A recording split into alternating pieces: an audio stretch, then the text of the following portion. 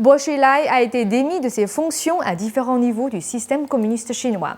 Mais son dossier continue d'évoluer. Selon le journal britannique Daily Telegraph, au moins 39 personnes ont été arrêtées pour leur implication dans cette affaire. Ils seraient détenus dans la ville côtière de Beidaihe.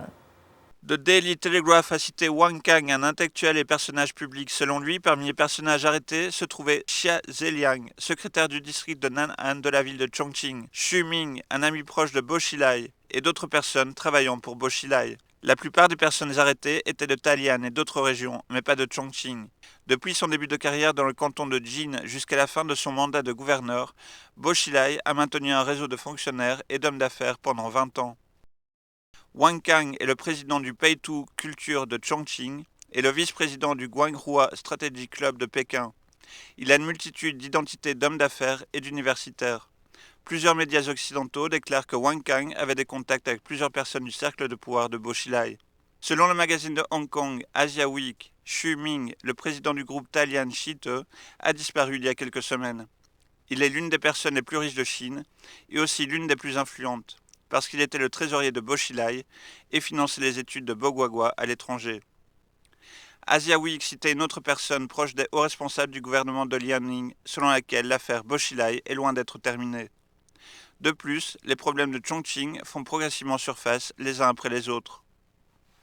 Le 19 avril, le Times citait de nouveau Wang Kang. Selon lui, au cours des 5 années où Bo Xilai était en poste de secrétaire du PCC de Chongqing, il a mis en place la terreur rouge et a persécuté les personnes ayant une pensée et une personnalité indépendante. Wang Kang affirme aussi que Bo Xilai passait au moins 2 heures chaque jour sur l'édition du journal Chongqing Daily. Un groupe de personnes au sein du journal était spécialement à son service. À ce jour, ceux qui soutenaient Bo Xilai au sein du PCC sont aussi le centre de l'attention du monde entier.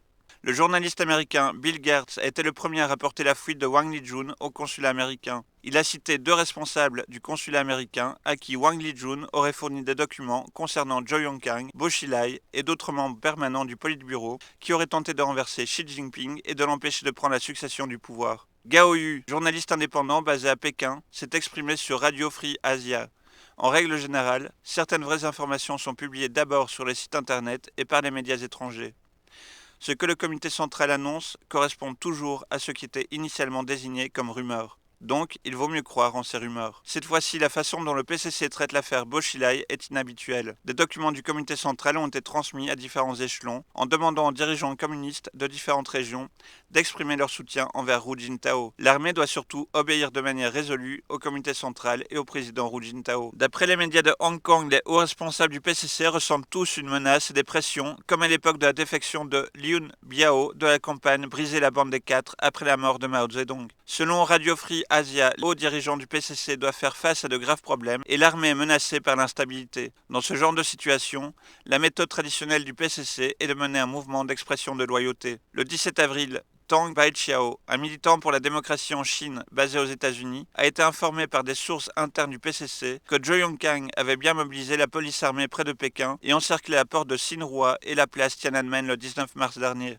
Hu Jintao a mobilisé en urgence les troupes d'armée Weishu à Pékin, puis a ordonné à la police armée de se retirer de Pékin. Mais celle-ci a refusé et les deux parties sont restées face à face pendant un certain temps. Enfin, les troupes Weishu ont expulsé la police armée, conformément aux ordres unanimes du comité central. Plus de 39 personnes auraient été arrêtées. Dossier interdit, NTD.